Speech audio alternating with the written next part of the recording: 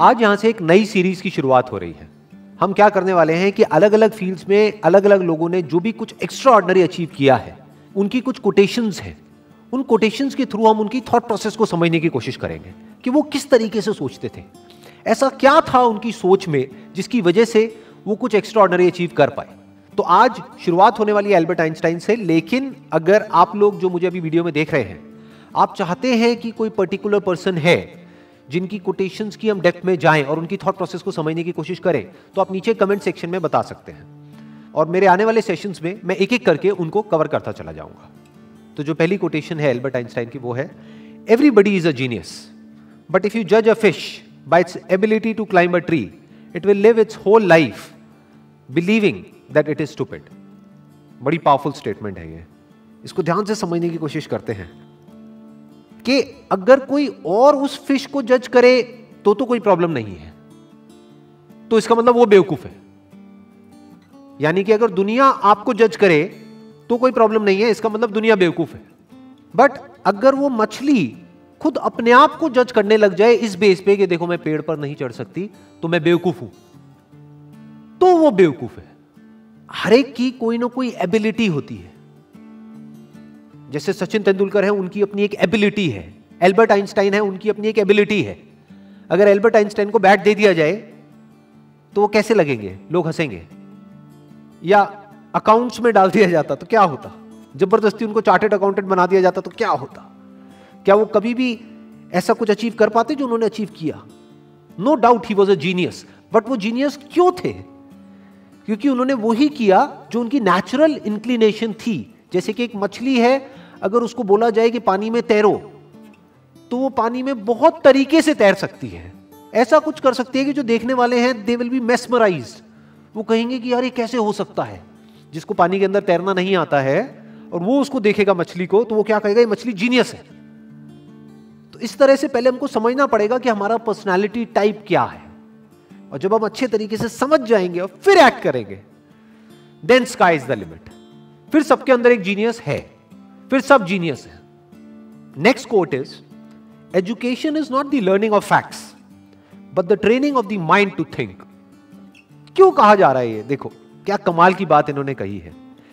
बल्कि जिस वक्त इन्होंने कही थी उस वक्त कंप्यूटर्स इतने ज्यादा डेवलप नहीं हुए थे, इंटरनेट इतना ज्यादा पेनिट्रेट नहीं हुआ था, फिर भी वो देख पा रहे थे कि फ्यूचर में क्या होने वाला है। उसके बेस पर ये स्टेटमेंट उन्होंने दी है। क्यों एजुकेशन में लर्निंग ऑफ फैक्ट्स इंपॉर्टेंट नहीं है?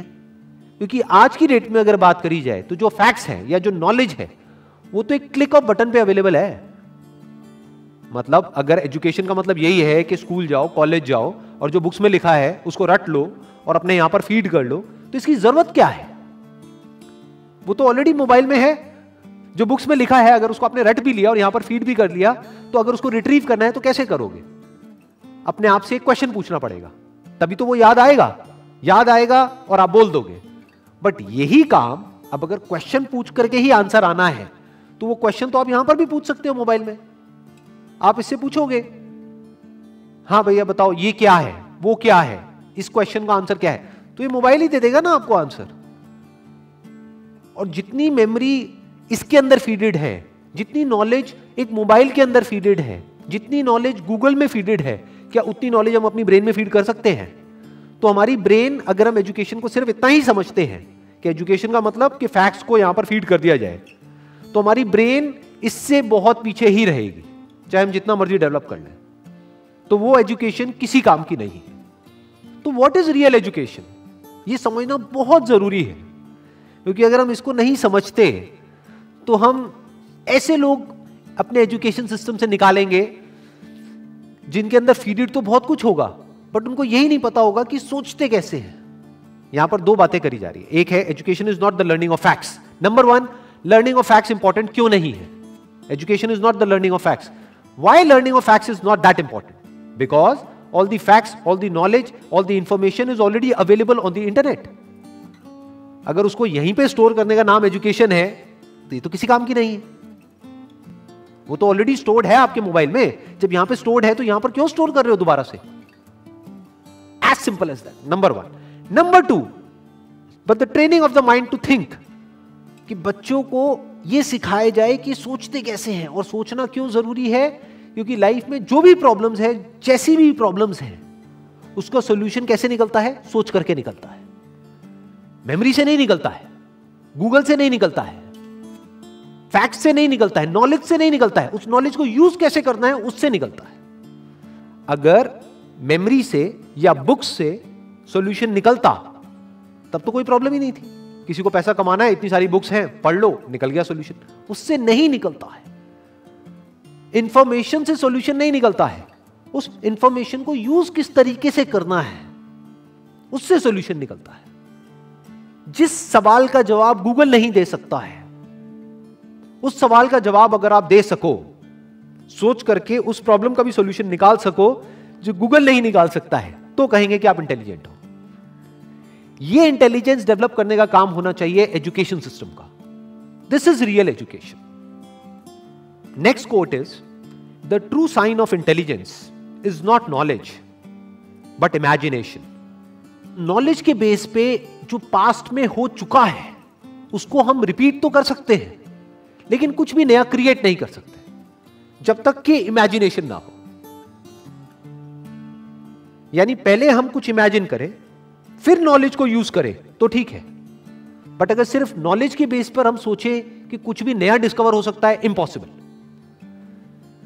नॉलेज के बेस पर हम गोल गोल गोल गोल एक पैटर्न में घूम सकते हैं कि जो हो चुका है उसको रिपीट कर सकते हैं। फॉर एग्जाम्पल, यहां पर एक बल्ब है, तो इस बल्ब को बनाने की एक नॉलेज है हमारे पास में, तो उस नॉलेज से क्या हो सकता है, और बल्ब्स बन सकते हैं। एक फैक्ट्री बन सकती है, उस फैक्ट्री में और बल्ब्स को प्रोड्यूस किया जा सकता है।